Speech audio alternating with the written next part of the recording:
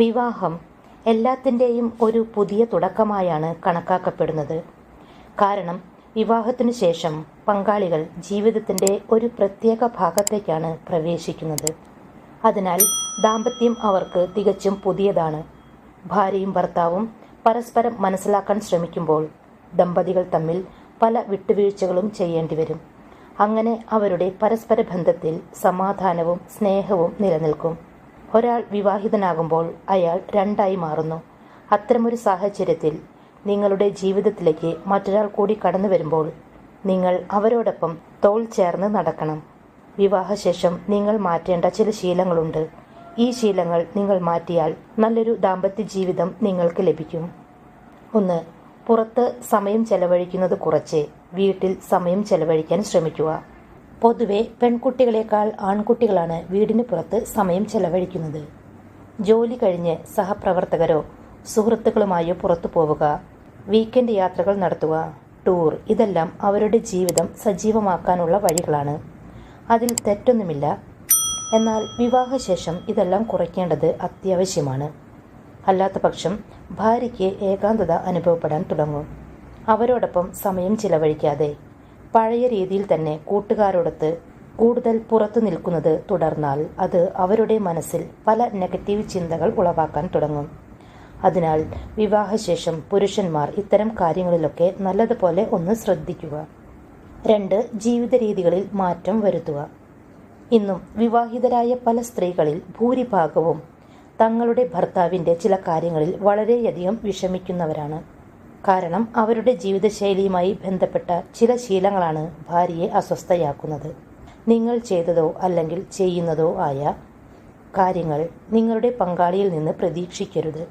അതായത് നിങ്ങളുടെ സ്വന്തം കാര്യങ്ങൾ നിങ്ങൾ തന്നെ ചെയ്യാൻ ശ്രമിക്കുക. നിങ്ങളുടെ പങ്കാളിക്കും ജോലിയുണ്ടെങ്കിൽ അവർക്ക് അവരുടേതായ ഫ്രീഡം കൊടുക്കണം. അത്തരമൊരു സാഹചര്യത്തിൽ നിങ്ങൾ ഭാര്യയുടെ ജോലി വർദ്ധിപ്പിക്കുന്ന കാര്യങ്ങൾ അവരെ കൊണ്ട് ചെയ്യിക്കുന്നത് ഒഴിവാക്കണം. 3. മറ്റു പെൺകുട്ടികളെ അടുപ്പിക്കുന്നത് കുറയ്ക്കുക.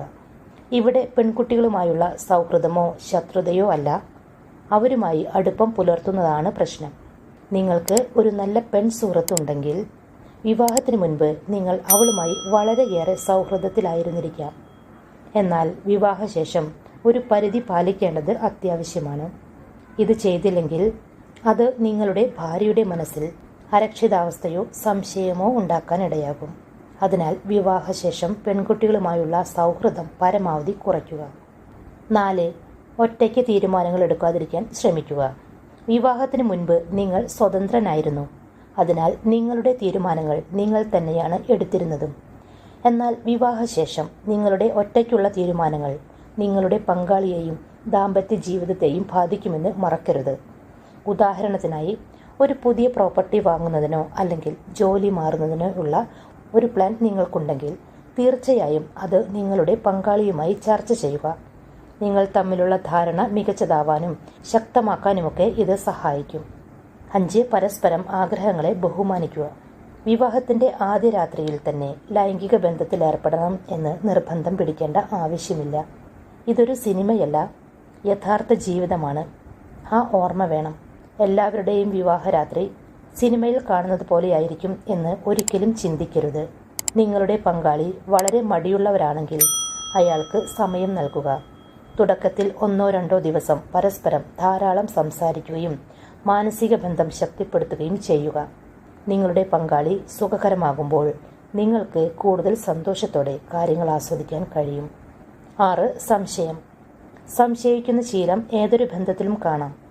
എന്നാൽ സംശയത്തേക്കാൾ വിശ്വാസമാണ് ആവശ്യമെന്ന് മനസ്സിലാക്കുക. എല്ലാ കാര്യത്തിലും സംശയിക്കുന്ന ശീലം പലരിലും കാണാറുണ്ട്. ഈ ശീലം വിവാഹത്തിന് ശേഷമുണ്ടായാൽ പങ്കാളിയെയും നിങ്ങൾ സംശയിക്കാൻ തുടങ്ങും. അത്തരമൊരു സാഹചര്യത്തിൽ ബന്ധം വഷളായേക്കാം. അതിനാൽ സംശയം തോന്നുമ്പോഴെല്ലാം പങ്കാളിയോട് തുറന്ന് സംസാരിക്കുക. അപ്പോൾ ഫ്രണ്ട്സ്, ഈ പറഞ്ഞ കാര്യങ്ങളെല്ലാം വിവാഹശേഷം പുരുഷന്മാർ കൂടുതൽ ശ്രദ്ധിക്കേണ്ട കാര്യങ്ങളാണ്. ഇത്തരം സ്വഭാവങ്ങൾ പുരുഷന്മാർ മാറ്റിയില്ലെങ്കിൽ ഭാര്യ പിണങ്ങിപ്പോകും. അതിനാൽ വിവാഹശേഷവും ഇങ്ങനെയുള്ള സ്വഭാവങ്ങളുണ്ടെങ്കിൽ ഇതിൽ മാറ്റം വരുത്താൻ ശ്രമിക്കുക.